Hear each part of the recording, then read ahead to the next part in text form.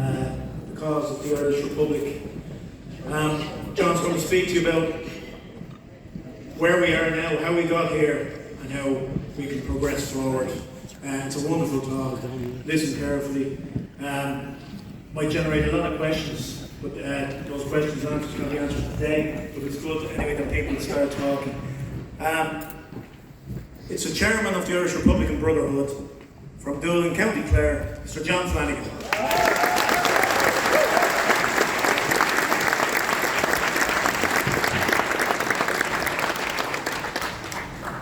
Very good. Can you all hear me okay? First of all, thank you all for coming. We only really got to plan this event. We only sat down in the Spring Council on the 4th of January and we said, right, let's give it a go, let's organise a function here for the round room in the Mansion House. So 2.5 weeks later, here we all are, and I'd like you to give yourself a round of applause.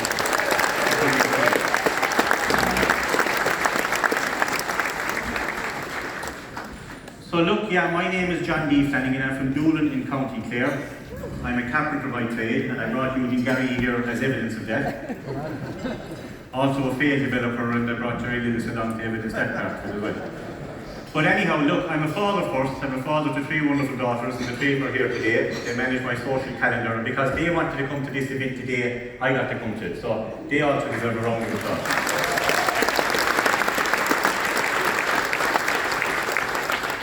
And I know that when the auction starts, they will not be raising any hand to buy any items. So look here, the Irish Republican Brotherhood. I was sworn into the IRB on the 17th of February 2022 at the 3rd time of asking, begging really, when I got to know what the IRB was about, and when I got to meet a very wonderful man, William James McGuire. And he educated me on the true facts of this sovereign nation state and what we have, how it was achieved 100 years ago, and what is still there for the people of Ireland to move forward with. Our mission statement is to correct and set and protect the position of the sovereign territory of Éire for the people of Ireland. Today's story is a little bit longer than Paddy's story, and Paddy's no small act to follow, but it's really a condensed version of the story of the world, how the world works, how they do what they do to us, how Ireland is so important in all of that, and how Ireland will be central to the correction of all that has gone wrong for at least the last 100 years. Without further ado, we'll say on screen Mr. Hughes, and off we go. There'll be a couple of key words in today's talk, powerful words that rule us, and paper is central to all of it. Everything that is done, every way we are ruled, starts off with an assumption that we can be ruled on a piece of paper. This first piece of paper was the first job that Billy McGuire gave us to do, to nullify the papal bull law debilitor. Paper is so powerful that we don't even know if that this piece of paper ever existed at all, but the mere notion or suggestion that it did exist gave rise to some very powerful occurrences a few hundred years later. With every story, with every good story, you have a hero or a heroine, and in this case we have a heroine. Here we have the ancient flag of Hibernia, of Éire, the goddess of sovereignty on it in all her glory on the ancient blue background, azure blue. Opposite every heroine or hero, we have a villain, and I'm going to introduce you to this lad here. We call this lad Bonnie Octavius. So to understand how they do what they do to us, we must actually go back to the year 1302. 1302, Pope Boniface VIII put in place the first papal express trust, papal bull Unum Sanctum. This image here is to show you how the tentacles of the Tri-Crown organisation has morphed current times into the Tri-Crown Corporation, and how that's that web that runs the world. And for anyone here that thinks that this isn't still in existence, I ask you to go down the rabbit holes and look into it, because it absolutely does. And as long as we acquiesce off paper to these assumptions on paper, they will have an influence on our everyday lives. There's a number of trusts: express trust, testamentary trust, as I said, that established the Tri-Crown organisations. And this is the law that comes from those express trusts. The Éire jurisdiction by the Vatican, living in dead souls, spirits, angels, demons, global in nature, are controlled by the Pope, or as Unum Sanctum says, the Roman Pontiff and his appointees. Sea jurisdiction is the British monarchs, land jurisdiction Spanish king under the Eternally Regis Papal Bull. So that's their law, and that's the law that's secretive throughout the courts of the world, where the judge will be either a priest, a landlord, or something else that I'll think of in a moment. Banker, that's it. So look, here are the trusts themselves, or the Papal Bulls broke down a little bit. These are very long claims and they're very complicated claims, and they're all sealed with lead or some other metal like that, and they're put into the Vatican vault, and they're there, as we say, assuming we are these type of creatures. Papal Bull Unum Sanctum, by Pope Boniface VIII, assumes or presumes that I must be subject to the Roman Pontiff for my soul's salvation. Papal Bull Romanus Pontifex Testamentary Trust by Nicholas V, for a perpetual remembrance, assumes or presumes my estate to be deceased. Eternally Regis, which I consider to be one of the most deadly ones, presumes to condemn me to perpetual servitude as representing a Roman legalized person. That's the way they see it. And we go on with Papal Bull Convocation, then we go into the Secusse V Trust, the Secusse V Act, first coming brought about by Henry VIII. We'll meet him a little later on. He was a very busy man with all his assistants that transformed and updated by Charles II in 1666 and brought about the whole introduction of baptismal certificates and removing eventually any value to money itself. That's their law. So because of that Papal Bull Laudabilitor of 1155, where it was claimed that Henry II gave Hibernia to Adrian IV gave Hibernia to Henry II. Adrian IV was the one and only English Pope, and he allegedly, according to Henry VIII and his advisors, gifted Hibernia to England, whereby the King of England would be at all times king in Ireland. So here we have the Crown of Ireland Act 1542. If in 1302 they took the soul of the world, in 1542 they took the heart. The Crown of Ireland Act. Here we have our heroine captured in the Crown of Ireland Act. Henry VIII convinced the Vatican that he, being king in England, he was the rightful king of Ireland under the Papal Bull Laudability of 1155, and thus, with the blessing of the Vatican, the Crown of Ireland Act came into play. The Albion region is the region of England, Ireland, Scotland and Wales. It's called the heart chakra of the world. If you look at the crown shield, that's the heart chakra of the world corrupted. Right? You can see our sovereign seal on what they call the proper quarter, the bottom left-hand corner. And then you have England and Scotland and Wales all convoluted inside that. Doesn't look very balanced at all, unicorn chains to the land, etc. That's the crown shield, and that you see all over the world. The Crown and the Crown corporations have a claim on practically all property all over the world. I mentioned that we're going to focus on a few key words. Register is one of those words. Register is one of the most deadly words there is in the English language. Register is Regis, Regis is the Crown, and whenever you register anything, you give ownership of what you register to who you register it with. You effectively abandon it. And if you think for a moment of all the things we register, everything is registered, and then we get a license to use it. You abandon anything when you register it. Be very careful what you register. Ireland, as Paddy referred to, always kept fighting. Even though they took our ancient flag under the Crown of Ireland Act, Ireland always fought, defiant. And we come to the 1798 rebellion, where we have the Maid of Éire on a green background. But of course, the corporations were not happy. Every time that Ireland broke free or moved to break free, the corporations swooped in to enslave us further. We have the Act of Union 1801, and you can see the Act of Union as the crown shield front and center. Everyone is familiar with what they refer to as a famine. in this country, which is where they pretty much just starved our people to feed their forces to conquer the world. 1848 was when we first received our tricolour.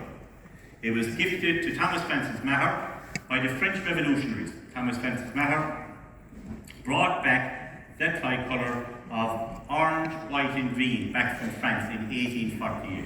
It was orange, white and green first. 1858, March 17, 1858, the IRB was founded. James Stephens founded the Irish Republican Brotherhood. First of all, it was the Irish Revolutionary Brotherhood, then it became the Irish Republican Brotherhood, March 17, 1858. The IRB is a complicated organisation because it's been full front and centre of everything that is good in this country. So we're going to split it into three timelines. The first timeline is 17th of March to 1858 to the 5th of December 1921. The organisation was established with the objective to free Ireland from the control of the Crown. The Supreme Council was introduced as the governing body under the 1873 IRB foregoing constitution. It established the Irish Volunteers, Ogling na HÉireann, in 1913 to defend Ireland's sovereignty in response to the Crown-funded Ulster Volunteers, organised the 1916 Rising, and proclaimed the Irish Republic in trust. Contested and won the All-Ireland 1918 general election with Dr. Legal win, ratified the Sovereign Republic and transferred authority held in trust, hereby granting first licence to Dáil Éireann on the 21st of January 1919 on condition that the Dáil follow the programme of the Brotherhood. Ratified the Department of Justice on January 22, 1919, granting the first licence for the Dáil Éireann Court. From that moment in time, 4 minutes past 12 on the 24th of April 1916, the authority for all Ireland to have an all-Ireland sovereign government rested within the bowels of the IRB. As Paddy explained to you all, the Supreme Council of the IRB considered himself that organisation was above any and all political wings. It's the safekeeper of sovereignty. So, the authority rested within the bowels of the IRB. We'll pick that up a little bit further on here. Here's our tricolour again here, the tricolour of the 1916 Rising, what we refer to as the true tricolour. The true dimensions of the tricolour are 63 inches by 29.25. Now we have the tricolour green, white and orange. It was reversed on the coffin of James Stephens for his funeral. Remember, it came into this country as orange, white and green. It was reversed in 1901 on James Stephens' funeral on his coffin.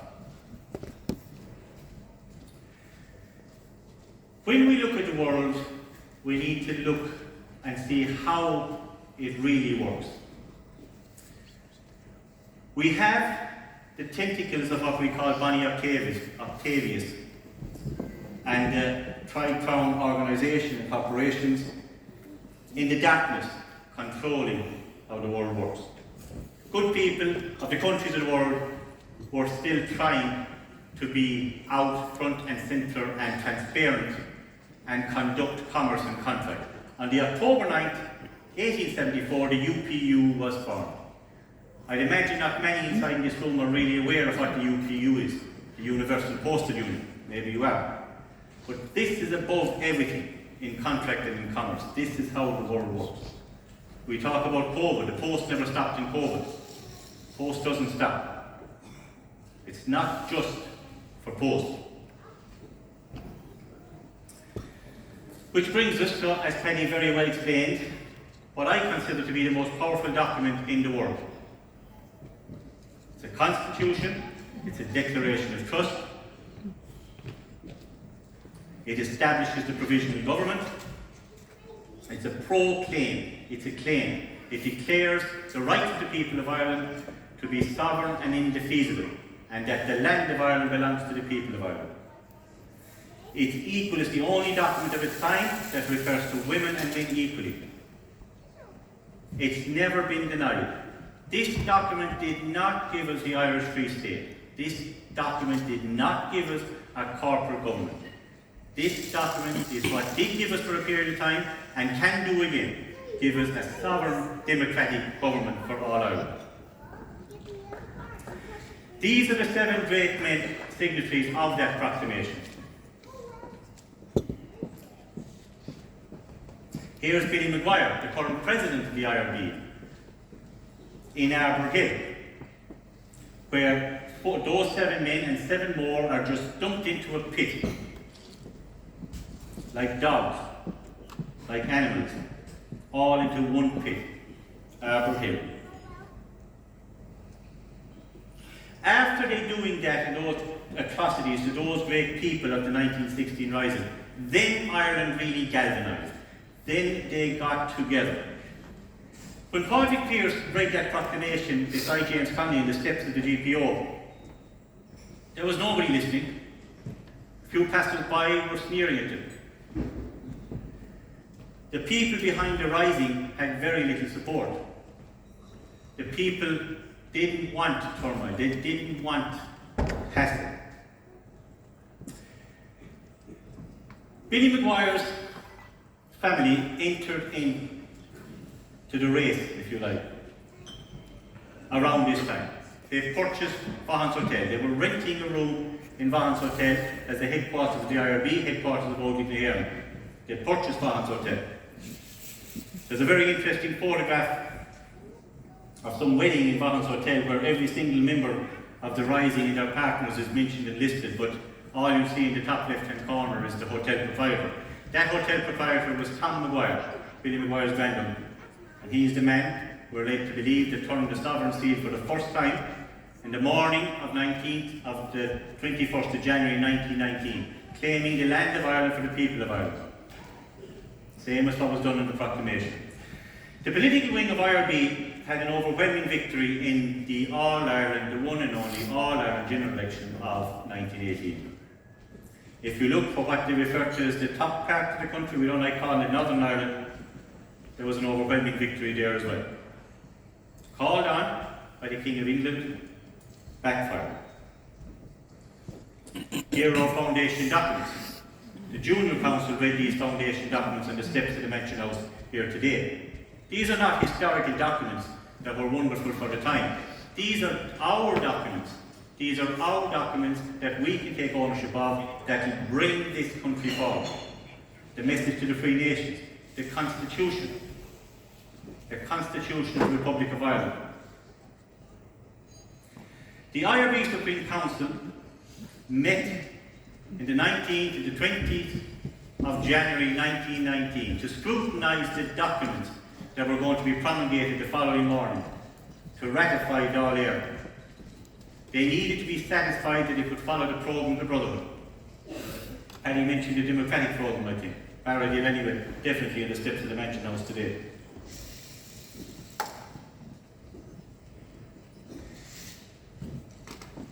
The IRB Supreme Council scrutinised those documents all through the night on the 20th of December, and only when those documents were sent away to be chopped and changed until they fit into the programme of the Brotherhood. And when they were satisfied that what was being promulgated on the 21st of January could deliver the programme of the Brotherhood, it was only then that the then President of the IRB, Michael Collins, as was his authority and his right and his position, transferred authority from the bowels of the IRB to Dáil Éireann, as I say, on condition that the Dáil follow the programme of the Brotherhood. And that's very important, and we should all just absorb that, because it was a conditional transfer. If the Dáil didn't follow the programme of the Brotherhood, well, then it could be reversed.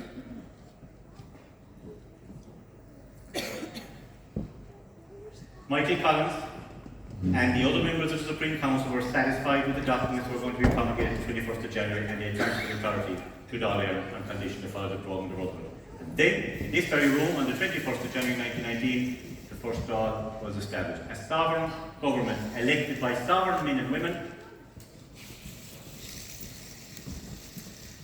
The departments if you look at the departments, the government departments currently, you will see that they acknowledge they were established in 1919. Some of you might think that the Anglo-Irish Treaty gave us something entirely different, that they didn't recognise what was established in 1919. It did. The fact is it couldn't create the corporate veil without the sovereign position being established. What is a constitutional republic? What is a democracy? Do we know the difference between a democracy and a limited democracy in a republic? Let's George Edward Griffin tell us. Democracy is a form of government based upon the principle of majority rule, period, end of discussion. Now that's not very complicated. Majority rule. It's easy to understand, easy to sell to the masses, and I might add, deadly. For example, what would you call a lynch mob? That's majority rule. There's only one dissenting vote, and he's at the end of the rope. Now that's pure democracy in action. Now, but wait a minute, you say. The majority should rule, yes, but not to the extent of destroying the rights of the minority. And now, ladies and gentlemen, we are no longer describing a democracy.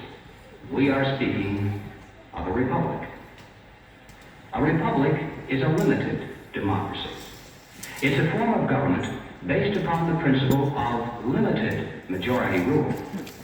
Limited so that the minority, even a minority of one, can be protected against the whims and passions of the majority. And how do you protect the minority from the majority? You write down a set of rules on a piece of paper. You say, this we can do, that we cannot. At the top of the paper, you write the word Constitution. And then everyone agrees to follow the rules no matter what the temptation. And when you're finished, you've created a constitutional republic. Interesting that, isn't it? Subtle difference, but very, very important. A constitutional republic.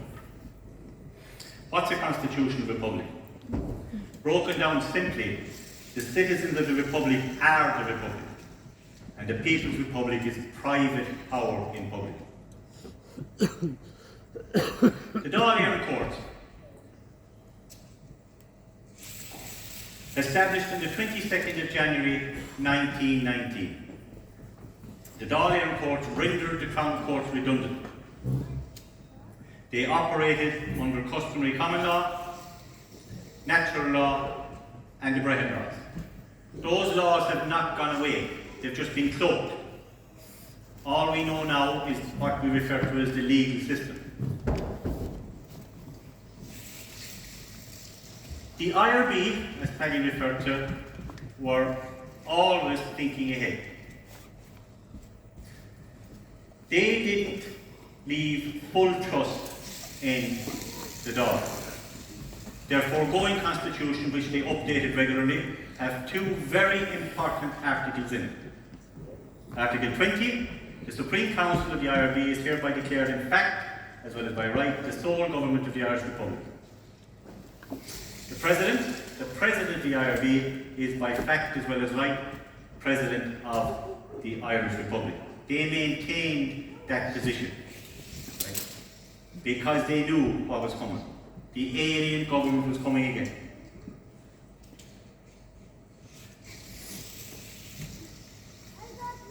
Which, as Paddy said, the government of Ireland had. The Articles of Agreement were for inclusion in the Government of Ireland Act.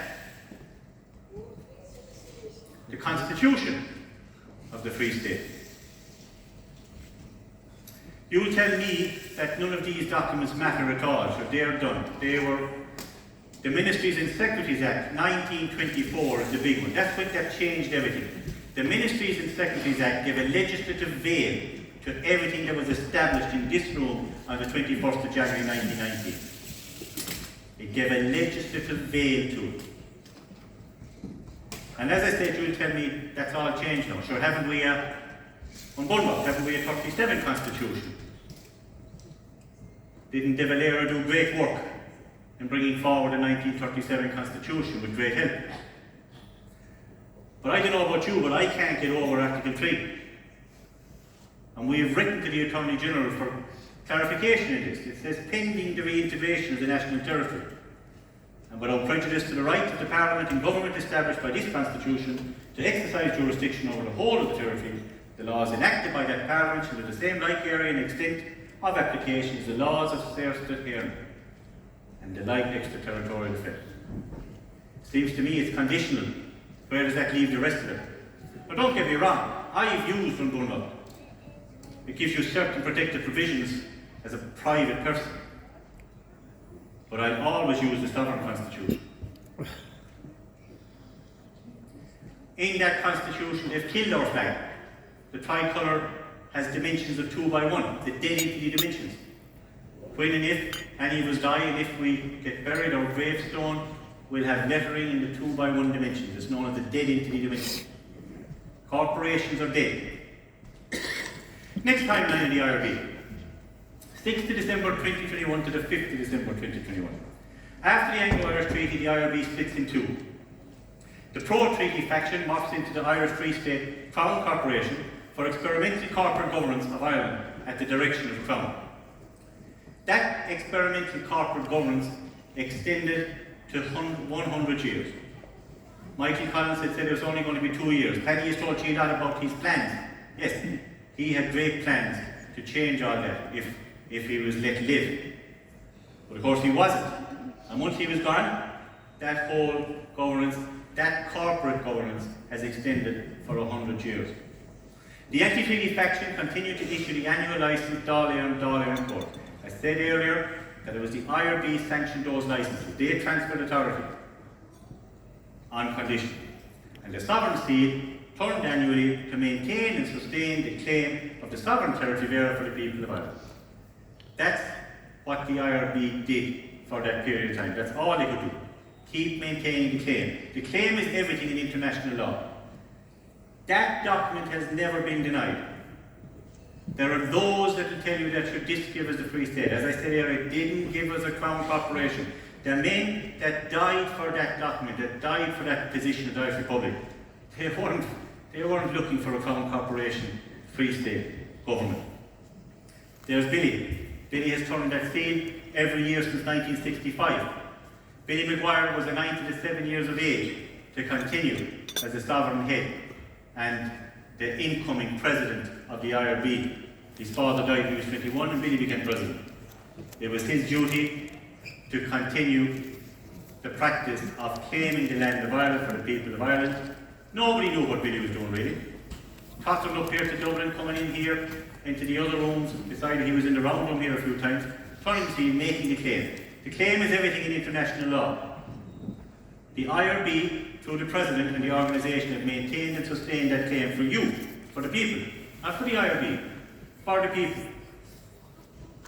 You cannot have anything unless you claim it. If you don't claim it, how do you have it? So the claim is there, and every year, on the 21st of January, issue the sovereign licence for Dáil, sovereign licence for the Dáil Court. Now, you'll tell me, sure, a licence, isn't that the same as a corporate licence? It's not. A sovereign licence belongs to the sovereign nation state. It's given for 364 days, and it's taken back for 1 day every year, 21st of January, to maintain its sovereignty. It belongs to the state, the nation state, and the people of Ireland. It's reissued automatically if it hasn't been misused or abused. There's a licence from last year, and we sanctioned the licence this morning over the Teachers' Club for this year. Which brings us to another very important word, the word citizen.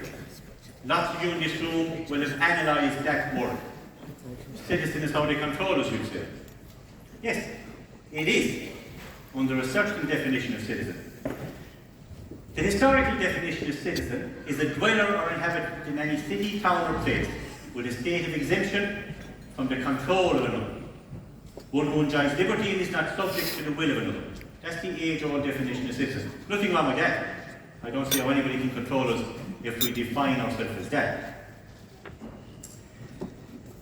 The blue citizen, which is the citizen envisaged in the proclamation, which is the citizen envisaged in the 1919 Sovereign Constitution, is one who, under the Constitution, is a member of a community, owing allegiance and being entitled to religious and civil liberty, equal rights, equal opportunities, with guarantee by government. Fair enough? Yeah.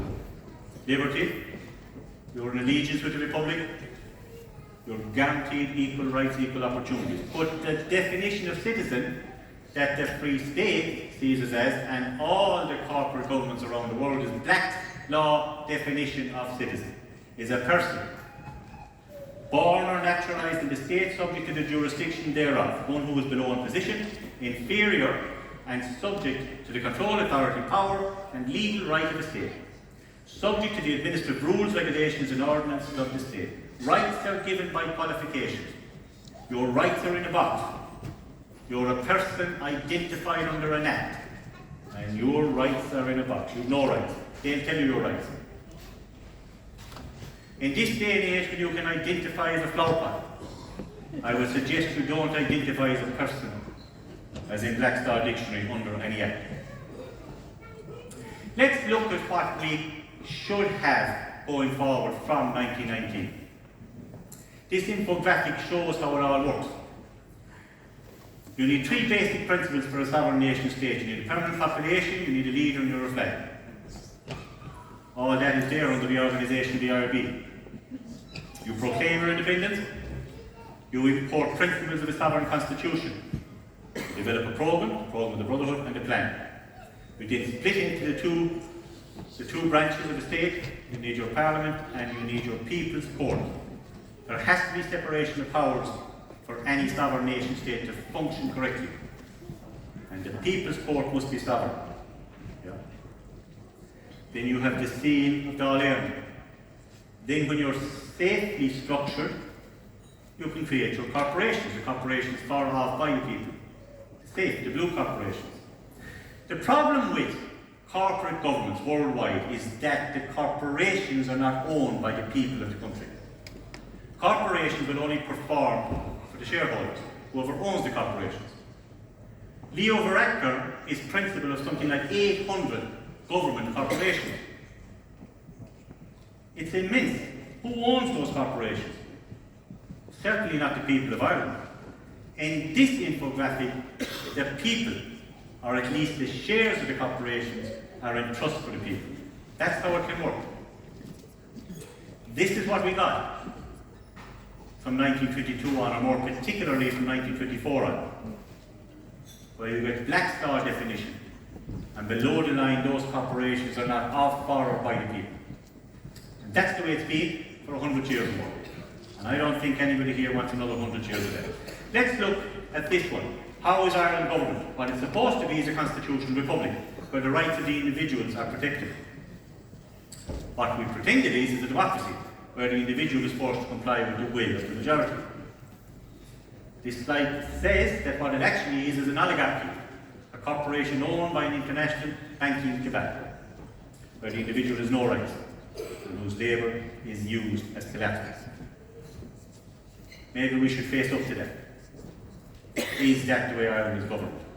It doesn't appear to be governed as a constitutional republic, and we have that right to a constitutional republic. The claim, I said it's all about the claim. We declare the right of the people of Ireland to the ownership of Ireland. It couldn't be clearer, it couldn't be simpler. The land of Ireland belongs to the citizens of Ireland, to them alone, the 1919 Constitution. Maximum law, he who fails to assert his rights is none. If you don't do anything about it, if you don't step forward, if you don't step into your sovereignty, if you don't claim, you won't have it. It's yours, it's the people of Ireland. Any indigenous people of any country have the highest authority to make the highest claim.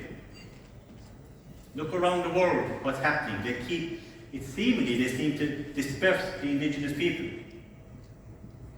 Why would they be doing that? So, next timeline.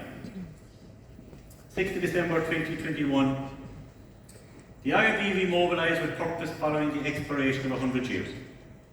The Supreme Council was restored on the 22nd of February, and the IRB foregoing constitution was updated on the 17th of March.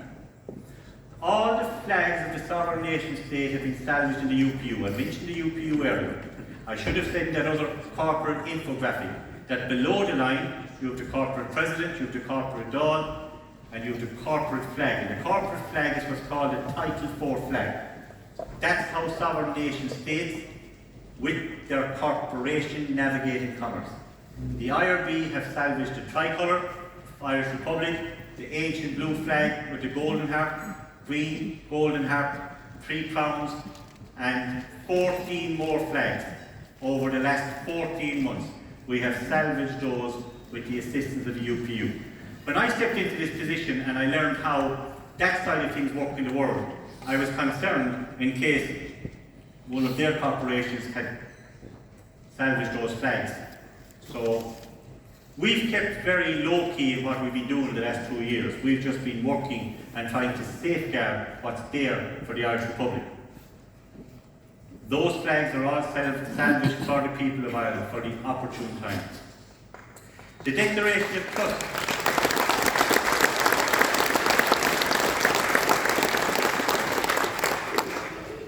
That's a declaration of trust. It's so many things, that proclamation. It's a declaration of trust. The land of Ireland belongs to the people of Ireland. We expanded that under Declaration of Trust of the 8th of April 2022. Billy Maguire, since 1965, has been mapping the territory and claiming all the assets of the nation state therein and thereof for the people of Ireland. We are now continuously working on this, expanding that Declaration of Trust. What do I mean by that? Is we're looking at all the state assets and we're importing them into the Declaration of Trust and into EIRE, the Enrollment of Ireland's Real Estate, to claim superior title of those properties for the people of Ireland. On the 11th of November 2022, we had a sitting in Kilfenora, County Clare. We thought that was a good place because that's the Pope's parish, and we nullified the papal bull law of village, the Town of Ireland Act and the Act of Union. We've been working on introducing policies for Irish education, health, local governance, housing, children, music, arts, heritage, etc., etc., etc., all in line with the IRB programme. Putting in place the foundation for the state. When the people, it's there for the people. Launched EIRE, we'll talk about that in a second. IRB Executive Orders 22822. We mentioned about the transfer from Michael Collins to Dáil Éireann on condition. We reversed that on the 22nd of June. We called it Executive Order 22822 in honour of the 100 years anniversary of its execution. 4291, reversed the Ministries and Secretaries Act. Reconstituted Olding and Hearn on the 17th of June last year. And we've been travelling the country giving talks, what we call sovereign synergy solutions, to roll out solutions for the people that are looking for solutions. We copyrighted the proclamation. Authority comes from the author of the writ. Authority rests with the author of the writ. You'll never hear the IRB talking or claiming what other documents mean. We can't. The authority rests with the author of the writ. We can only talk about IRB documents. The proclamation is an IRB document. Whatever the corporate free states say it means or give us, they have no authority to say it. The Constitution is an IRB document. We have updated that. Article 1 and the preamble to it was read by Olivia Flanagan in the steps here this morning. We have one of those for the auction actually there that we'll talk about later on. I said we salvaged the flags. Here's the IRB salvage claim. Thomas Francis Maher. The tricolour, the actual tricolour, which became the true tricolour of the sovereign nation state. Sean McDermott was commissioned to make the true tricolour, 63 inches by 29 and a quarter, likely the dimensions of a table where some important document was signed. I mentioned the two important articles of the 1920 foregoing constitution, IRB foregoing constitution. Incredible protection powers of them. They are also recognised under syntax grammar in the UPU. There's 4 of the Title 4 flags with it. It ranks pari puisu with the Title 4 flag of the United States. We are the only nation in the world that ranks equal alongside it. Which brings us to this, which is what this fundraiser really is about today. It's about this website. The right moment to reveal itself. This is eire.ie, the enrollment for Ireland's real estate. We spoke about the register. All land in the world is registered. At least I think it is. When you register anything, you abandon it. You give ownership of what you register to, you register it with. That's our sovereign territory. It's huge. Full of natural resources, none of which are coming back to the Irish people. All counties are mapped in this, and we also have tabs to see SC up there for sovereign claimants or Ser Flanagan, where any individual sovereigns can secure their sovereign self by putting in place pure paperwork to trump their putrid paper. Their assumptions on paper under those papal bulls and all that sort of stuff that can be trumped with pure paper. If we look at property and the legal system and how it describes and declares property, the legal system operates primarily in maritime law. Maritime law runs throughout the whole world. When Henry VIII brought about the surrender of Rig and re-grant, what was re-granted was the top 3 foot of the ground of the land. Why 3 foot? Because 3 foot is the depth that frost can penetrate. We're all water, at least 60 or 70% water. Some are more watery than more, but this is how it runs through the world, right? Above that legal interest, you have equitable interest. Above that, you have beneficial interest, and above that, you have lodial. Lodial, beneficial, and equitable are protected under that document there, and the likes of the Sovereign Constitution and the Declaration of Independence. eire.ie allows the sovereign claimant to declare superior title. We're all familiar with what the land registry says. This is a property where I am the legal owner. I'm the legal owner. That's my corporation, my name in block capital. The land registry sees me as the legal owner. This is how superior title is claimed in EIRE.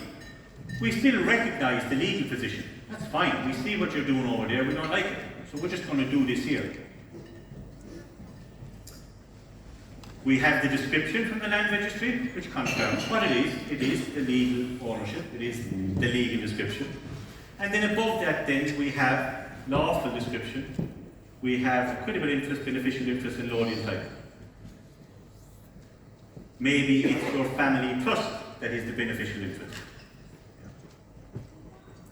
That is a mechanism.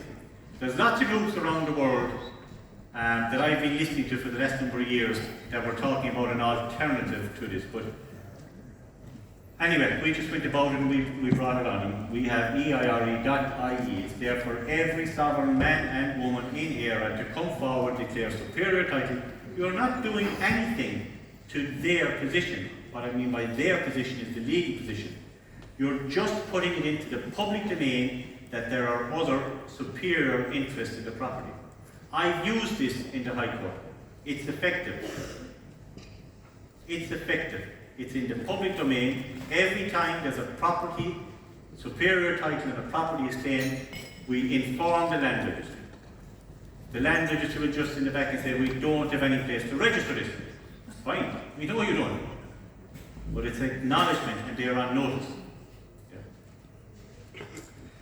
All of Ireland, of course, is mapped. We like showing this one because that's the best country in Ireland. It's the home of hurling and football.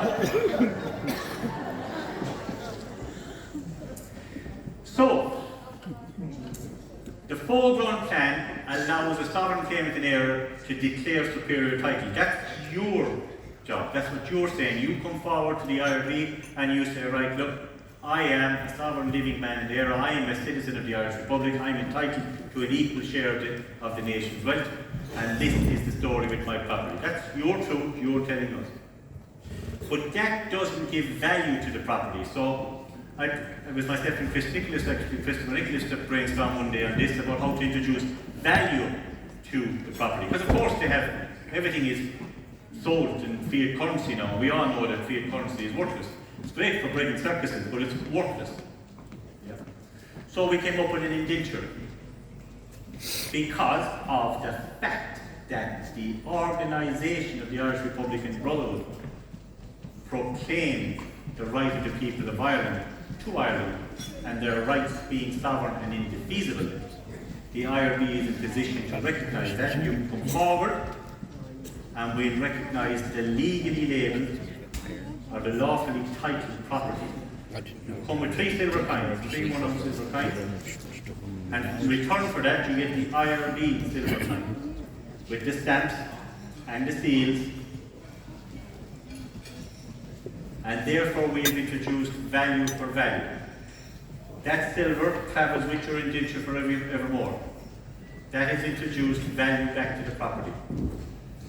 The value of your property, which includes your claim of an equal share of the nation's wealth, is recognised in that document and the silver that goes with it.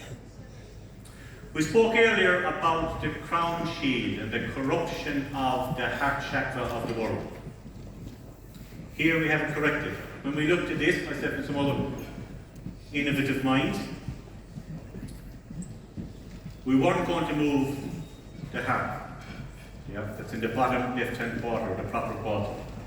So that's a musical instrument. Ireland is the only country in the world that has a musical instrument as a symbol. So we started looking at musical instruments of the other countries, England, Scotland and Wales. We call this, by the way, Project Wise, Wales, Ireland, Scotland, England. And when we look at Wales, actually the triple harp is a national instrument. We all know the bagpipes are a national instrument of Scotland.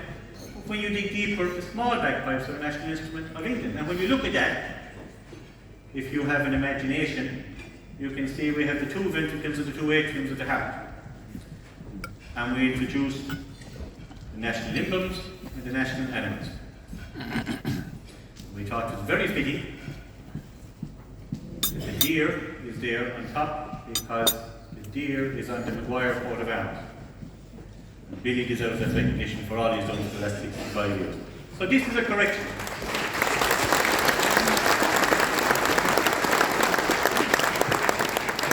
This is a correction of the crown shield, and this is a correction that can go on all the documents. You think about marriage certificates, birth certificates, all documents like that. This is a correction of it. I don't know if many of you noticed it, but the slide before with the indenture actually had that watermark on it. Because we're not just stopping in Éire or in Ireland, we're also mapping England, Scotland and Wales. And this is EIRE.org, the Enrollment of International Real Estate Organisation. The uniqueness of Ireland is this: because of the organisation of the IRB and opening it here. It's not about John Flanagan, it's not about Barra Roche, it's not about Howard Hughes. We're just sitting in seats. The organisation has maintained and sustained that right and entitlement. Yeah? We hold the seal. The seal of the President of the IRB, the sovereign seal, trumps any corporate seal. So, we went out, I think it was last March, and moved forward with the ERB. We need to pick up on that again soon. But we started it off, we established the ERB. And what we're doing out there when we vote again is that sovereign claimants in England can come forward. It's a very simple process. You are all flesh and blood. I can see you're all flesh and blood. You come forward, present yourself to the executive of the IRB or the ERB, and you get a document that says it's a deed of acknowledgement of the sovereign claimant in England, or the sovereign claimant in Éire, so on and so forth. When that organisation out there builds up to 300 plus, well then there's the first element of what's needed. They get a leader, they get a flag, and so on and so forth. To help them, we have moved forward and we established the flag of the English Republic, the Welsh Republic, and the Scottish Republic. So when they get traction there,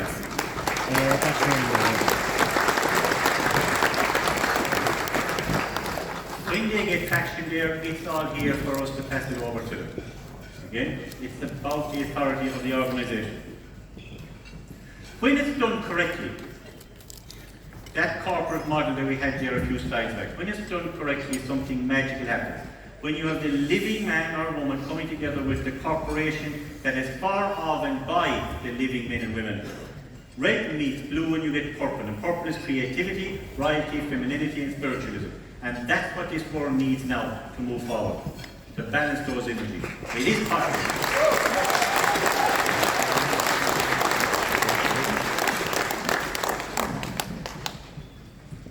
What else can we do with the UPU? Well, we can disqualify. The goal laws in the UPU call for documents to be correct. Correct sentence structure, parse, communication, syntax, grammar. And if they are not correct, they can be disqualified. So we have disqualified the Government of Ireland Act 1920 in the Anglo-Irish Treaty. We put all the powers to be the corporate on notice of this. We're not hiding anything. You can still play away in your own games. It is necessary to have a function of corporates.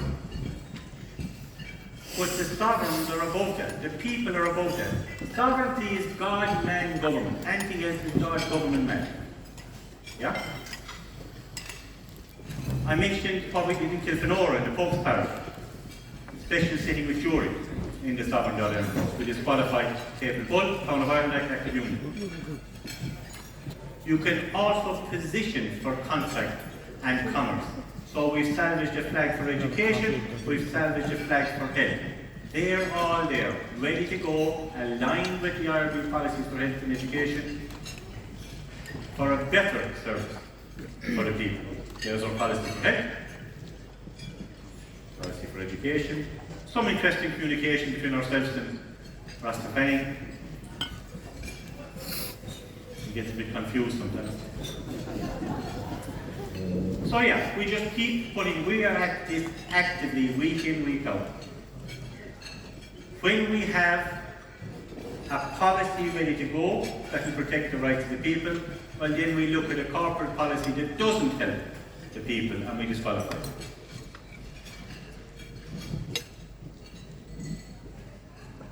Plenty of communication there.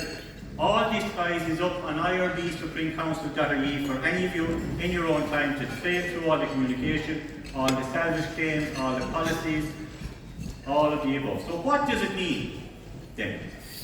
What does it mean if you position yourself, if you secure your sovereign self, and if you have that noted in the public domain? What do those papal bulls mean?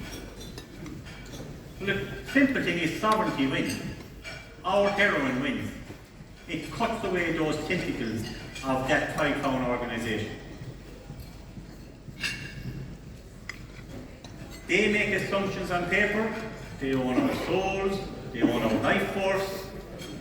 The four corners of the world are those pieces of paper. Yeah? They take the life force out of the living men and women. We are two-dimensional, not three-dimensional. We are actors in acts. We are persons. We are nothing. We don't know if they've added 1,000 years or taken off 500 years with the Gregorian calendar and the Julian calendar. It's interesting how secret societies around the world have their clocks set 5 minutes off or 5 minutes before or 5 minutes after. They don't go by that timeline. Again, I say Ireland is unique. Why? Because at 4 minutes past 12, with Padraig Pearse looking across a Cleary's clock, descriptive rights for the people of Ireland changed forever.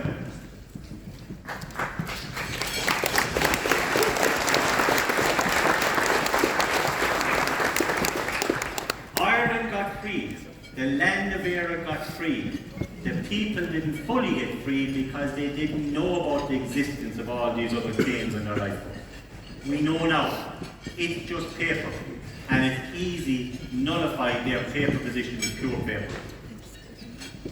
I tell this story sometimes back in 2008 and 9 with the financial crash. There was receivers coming in the door and hand over fist into my office. They were all coming in with their beautiful suits, far better than the suit I went today. But then wave this piece of paper, which is a deed of appointment, and game over, you have a piece of paper. And I would just say to them, look, you have a piece of paper and I have a piece of paper. We'll have to see who's the best piece of paper. And our piece of paper won out at least 8 times out of 10, if not more.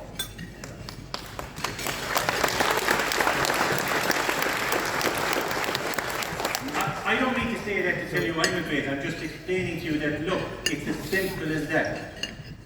It's a paper war. This is just a paper war. Get pure paper, it trumps their putrid paper. What does it mean? That's what it means. They no longer have any hold on me. I'm saying this because I've walked this walk. I've gone through these courts.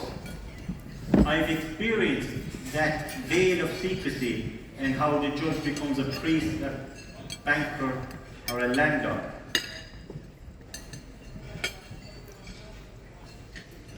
And we have developed pure paper that secures the sovereign position. Now, because of that position and the courts in this country and the unique position of the IRB, we've been pushing that position, notifying the court service of the necessity for a judge to hold a sovereign licence. But of course,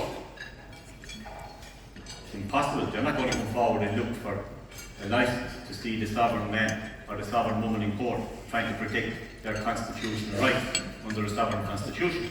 So what we decided to do was leave it up to the men and women, be it a plaintiff or a defendant, where they can come to the IRB and they can seek a sovereign licence for the sitting judge or judges to hear their case. So what it does is it gives the sitting judge a pair of spectacles to see the sovereign. And again, I'm telling you this because I've tried it and it's working.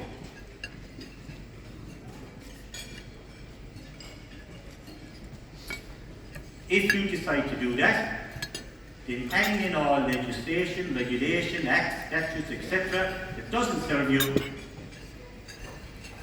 doesn't affect you.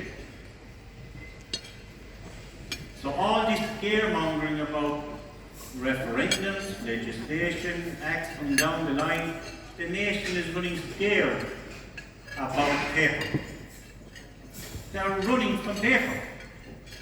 The authorities can't do anything to you without it being stated on paper. Get a better piece of paper. Here's an image that describes a sovereign nation state and how we went. That's really applicable to Ireland there because of this.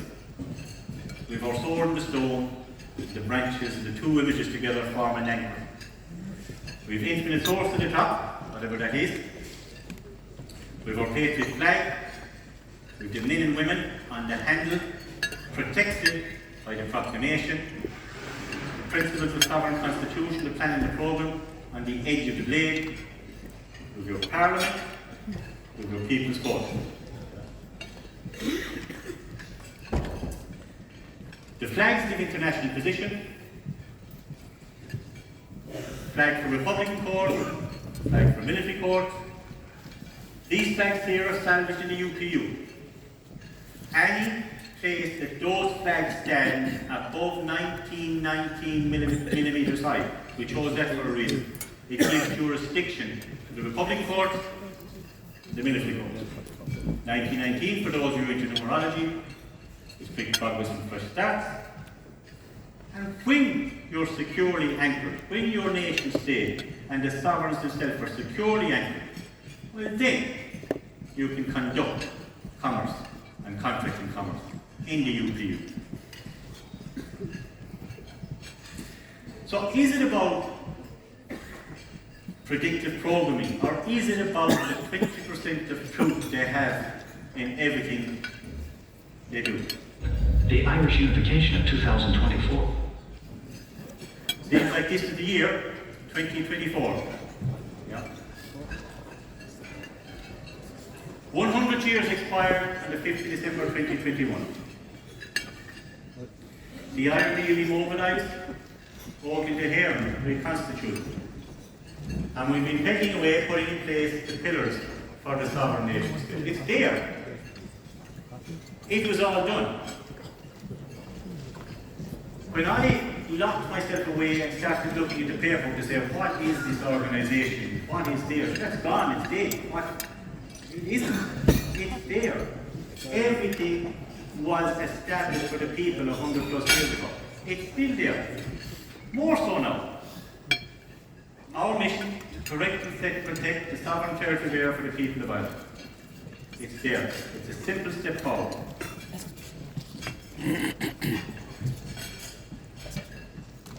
It will happen this time round, again, on condition of the programme of the Brotherhood. Please go look at the IRB Supreme Council website, look at the programme of the Brotherhood. Satisfy yourself that it protects you and your children. We're not doing this for ourselves. We're doing this for future generations.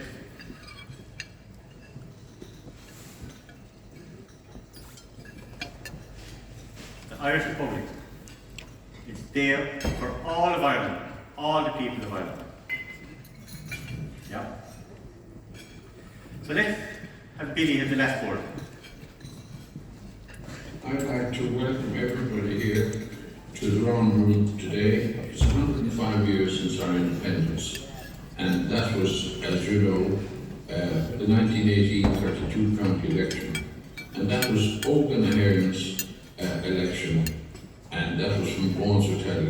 And we go back to 1912, 1913, when Open Ahern was founded as a consequence of the Ulster Volunteers becoming Britain could only hold Northern Ireland by force of arms, and we bought Vaughan's Hotel, my family bought Vaughan's Hotel, 29 Parnell Square and Granby Road, as the headquarters of Open Ahern. It's just across the road from the Rotunda, where there were 10,000 people that day. And it's so important to have sovereignty. And if you read the proclamation, we only had a provisional government, we had to have a sovereign government. And Britain called that election when the troops were coming home on the 14th of December 1918, on the 28th of December IRP Sinn Féin, which is the political wing of Open Ahern, won 73 seats, the Unionists got 25 seats, 36 snatches and 1 independent. If that's not a democratic election, I don't know what is. And I would like to thank John Flanagan and the Supreme Council for all the work they've done to keep that alive. And I would like you to give your support to John Flanagan, who is the chairman of the Irish Republican Brotherhood and the Supreme Council. And I have handed over lock, stock and barrel to John Flanagan and the Supreme Council. They are carrying on, it's 105 years today of our independence, and they're carrying that, and I would like you to give them your full support. If you haven't got sovereignty, you're enslaved, and those sovereign seals that you see over the courts, they're all Open Aherns, and all the hearts are Open Ahern. And what's on your passport, that's crucial. Where would you go without your passport? And that's Open Ahern sovereign seal. And they're doing a very good job in carrying on what our ancestors did for us. And we should respect what our ancestors did for us, getting us our independence and our sovereignty. And I wish you all very well for the year. And I'm sorry I can't be with you, but it's in very good hands now with John Flanagan and the Supreme Council. And I would like to thank you, and thank you for coming.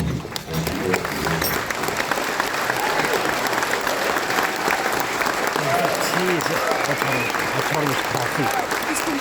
Yeah.